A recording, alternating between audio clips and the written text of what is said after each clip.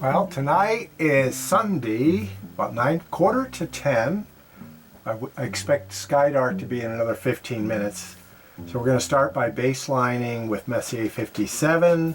The goal is to reproduce a series of recordings of deep sky studies in Cygnus that I did 2 nights ago. Unfortunately, however, the moon has progressed a couple of days, so it's day 5 rather than day 3 of the moon. But I have decided that it's a good idea to compare 150x studies of deep skies images, real-time images, to set the normal 75x while also using the deep sky filter. So I'm hoping to be able to do a nice comparison. These will be the actual video shots, and the others will just be screen caps from the previous night. So let's start off. Here's our view of M57, obviously overexposed at 128 flood and 42 decibels of auto gain control. Stars look pretty nice, but the nebula itself is seriously overexposed.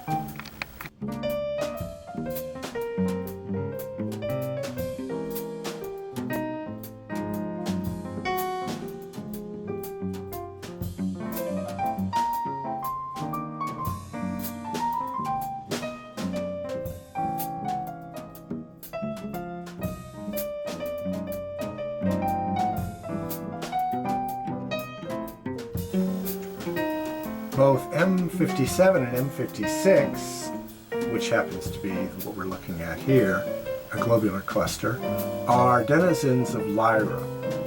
I'm only including them in these views for a baseline to compare with previous real-time imagery. So here's why we've included these two. But I have a list that I did the other night of numerous studies, most of which are going to turn out to be open clusters. But anyway, there'll be a few planetaries, hopefully at least one or more galaxies. I don't remember exactly, but we are looking along the spine of the Milky Way, so we can't expect much for the real deepies. So let's move on to Cygnus.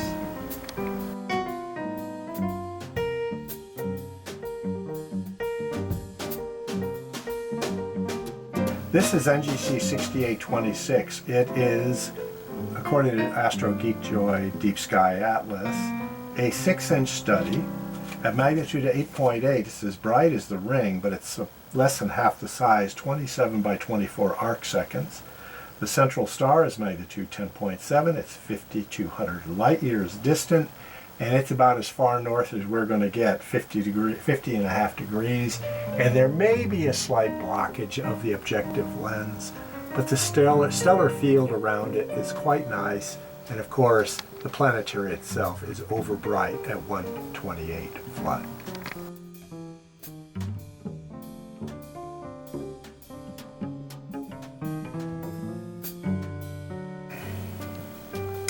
NGC 6811 is considered another 6-inch study. This, however, is an open cluster in Cygnus, magnitude 6.8, some 13 arc minutes in size, so it should fully frame on the screen. 70 stars, the brightest of which are magnitude 9.9. It's a class 4 IV, which means various disparate the stars are fairly distant from one another, the most distant that I've seen, and it's a class 3, which means the magnitudes of the star are also quite disparate. 4,000 light years distant, 46.5 degrees north declination.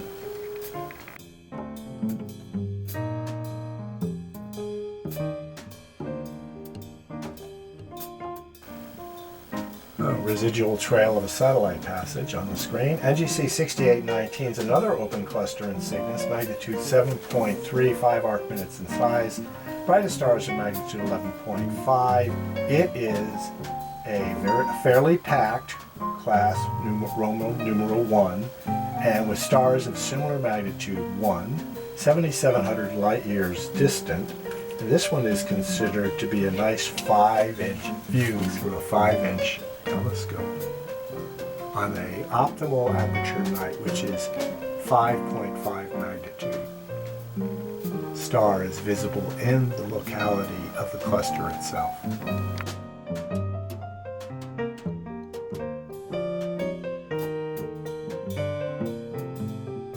And you see 6866 is another open cluster in Cygnus. It's more for an 8-inch scope. Magnitude 7.6, 7 arc minutes in size, some 80 stars, the brightest of which are magnitude 10.7. It is a class 2-2, which means the stars are fairly reasonably distributed and not too much variety in magnitudinal brightness.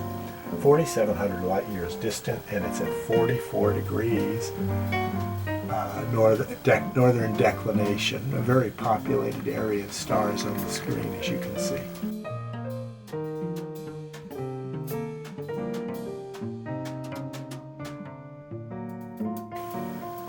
NGC 6910 is a nebula in open cluster in Cygnus, magnitude 7.4, 8 arc minutes in size, some 50 stars, brightest of which are magnitude 9.6. It's a class Roman numeral 1, which means the stars are fairly close together with and a numeric 2, which means they're of moderate disparate magnitudinal difference, 3,700 light years distant, almost 41 degrees north.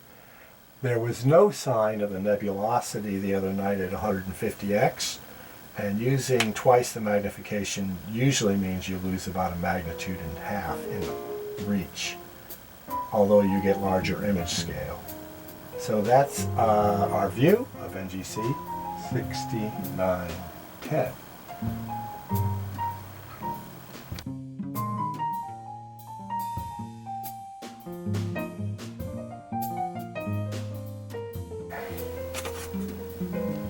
This is Messier 29, and in case I failed to mention it, 6910 was a good open cluster to view through a 6-inch scope, M29 through a 4.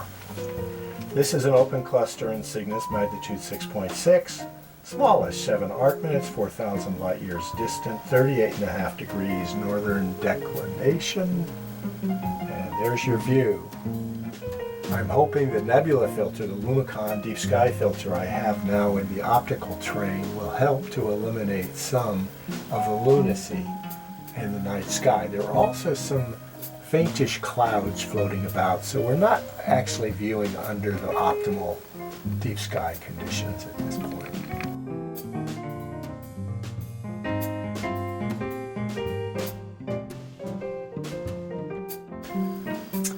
NGC 6888 requires a 12-inch telescope normally. I have seen some nebulosity through a 6 at the eyepiece. It's a nebula in Cygnus. Magnitude 10, but it's spread out over some 20 by 100 arc minutes. And if you multiply that out, that's a value of about 200, and if you take log 2.5 of that, you end up with something like 5 magnitudes, 6 to 6.5 magnitudes. So the average surface brightness of this baby is somewhere around magnitude 16 to 17. It's an emission nebula, 4,000 light years distant. It's right along the spine of the cross, the vertical cross of the Northern Cross, about 38 degrees and a half in terms of northern declination. I am seeing nebulosity in the screen. In fact, you can probably tell why. It's the Crescent Nebula. So kudos. On a better night at 150x, we weren't making out any nebulosity, and you'll get a chance to compare this on tomorrow because I've taken a screenshot of it. And you can see the nebulosity right here with lots of texture. So we are getting a good view tonight.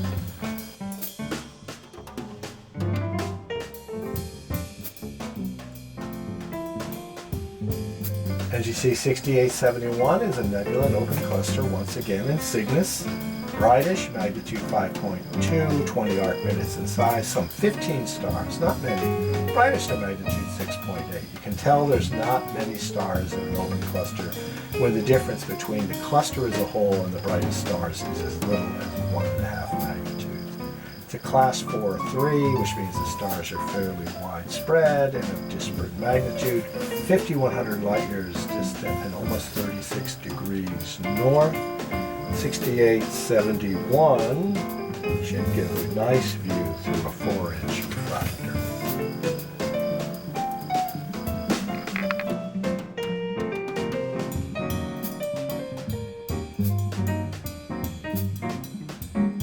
JLE Dreyer put most of the NGC catalog together in the late 1800s, but he augmented the catalog with the index catalog of clusters and nebulae, and after the turn of the century in the 1900s.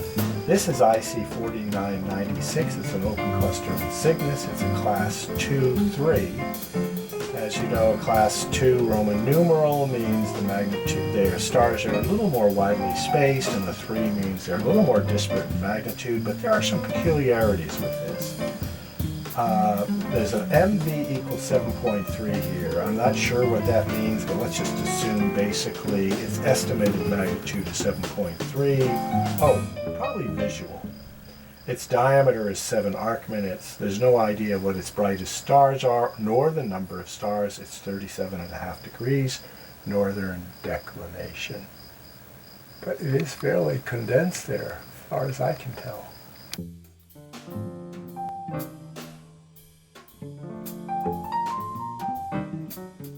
NGC 6883 is a non-attributed to aperture nebula and open cluster in Cygnus. Its magnitude is 8, 15 arc minutes in size, 30 stars. It's a class 1, so the stars are fairly condensed, but they're fairly broadly distributed in magnitude, 4,500 light years distant. Given its magnitude of 8, I'd say you probably have to have about a 10-inch telescope to get a decent view of it. It's almost 36 degrees, northern declination, and we are seeing a lot of stars on the screen.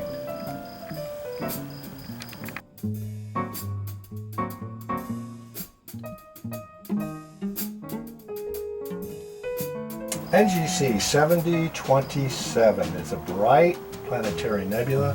4-inch scope should give you a good view. In Cygnus, its magnitude 9.6, 18 by 11 arc seconds, but the central star would be beyond most scopes reach at magnitude 16.5. You probably need something like a 24-inch scope to make it out at the eyepiece. It is 2,600 light years distant, and it's at 42 degrees northern declination. So we're pushing it just a little bit, but the planetary is quite obvious there, almost in the very middle of the screen.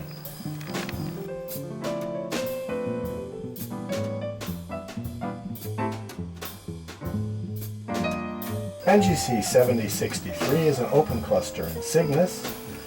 I believe it is a very nice 6-inch study.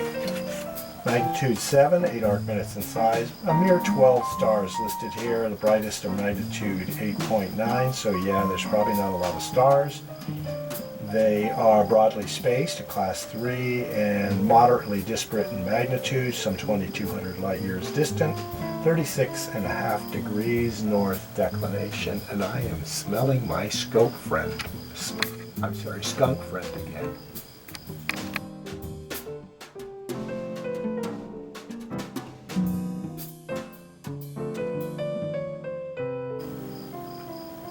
Well, we had such a nice view of the crescent. I expect to see far more of the supernova remnant in Cygnus called the Veil Complex. This is a minor part of it. It's NGC 6979, 3 by 2 arc minutes. So it should be a smudge on the screen, about a finger width in size. 1,500 light years distant, 32 degrees north declination. So look around carefully. This is not a well-known aspect of the supernova remnant. As I understand it, basically this is a fairly large supernova that blew up about 1,500 years ago. Was when this light that we're seeing here now is visual, it's spread out fairly wide in the sky over, let's say, about 2 degrees. So this thing probably blew, maybe, I'll have to look it up, maybe 50,000 years ago it would have been seen as a supernova by anyone looking at the sky and noticing a super bright luminosity in the sky at the time, which they might have found rather fearful, because the sky wasn't supposed to change. And comets and supernovas can shake your confidence in the perpetuality of all things. Hopefully we'll get a view of the nebulosity on the screen.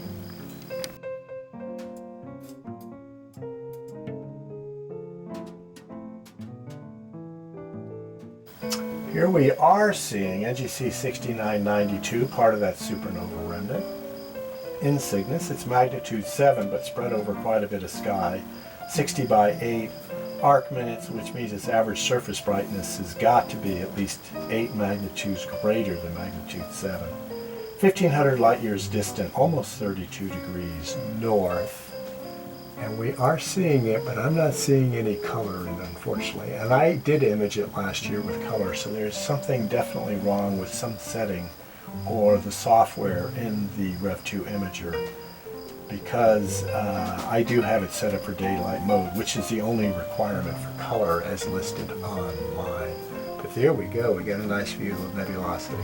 By the way, if you really want to see the veil complex, despite the fact the average surface brightness can be so high, if you have like a 4-inch scope and you can operate at around 30x with a nice wide field eyepiece, you can get the entire complex in the field of view and see it quite beautifully at low magnification, which intensifies the amount of light available at any particular part of the field of view.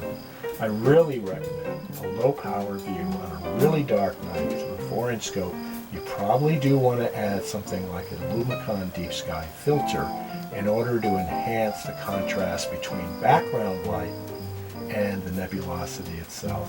It's well worth it. If you go to a star party sometime, do look around for somebody during the summertime who will give you that wide field view through an optical telescope.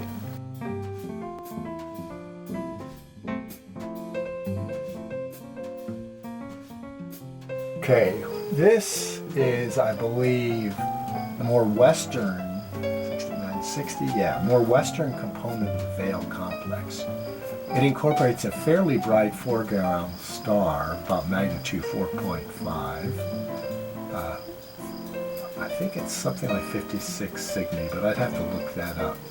You can see it spreading nebulosity being flittered about by a mosquito on the screen. And that's called the Witch's Broom segment.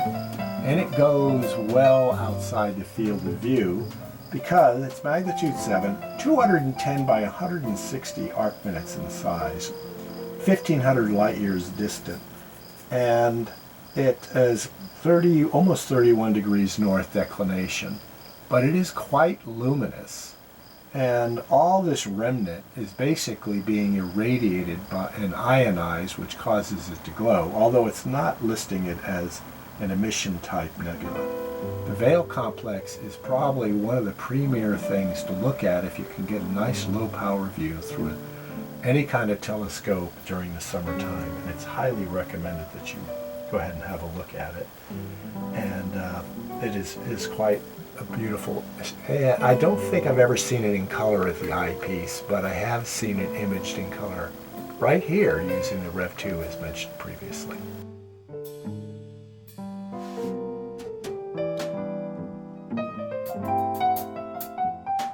While there were no galaxies available on the list, because I didn't do it by just stepping through the NGC catalog, I did manage to just step a little bit through from 6940 on the Veil complex to 6941 for a galaxy in Aquila. And the reason I brought it up is I wanted to get a nice comparable view of, in this case, a 13.5 magnitude galaxy, fairly large, 2 by 1.4 arc minutes. It's a spiral with a bar, 284 million light years distant. It's a little bit down south, minus 4.5 degrees declination, but it's very important to be able to get a relative sense of how these things would look in different domains of sky conditions, especially with the moon. Also, I'm starting to use my Lumicon filter, and I want to make sure that that isn't going to present problems with deep galactic studies. I do believe I've imaged 6941 before. I will have a look for it to be able to determine a nice comparison with and without the Lumicon filter at 128 flood and 42 decibels of auto gain control. We have one more study we do want to look at. It's the Dumbbell Nebula Messier 27 as a final benchmark study, and we're going to make a hop to that in Vulpeculum before we carpe noctem out for the evening. Here we have the Dumbbell Nebula, looking quite nice actually, with the Lumicon filter, with a more progressed moon than 2 nights ago. And at 150x, it was just nothing but pixelation.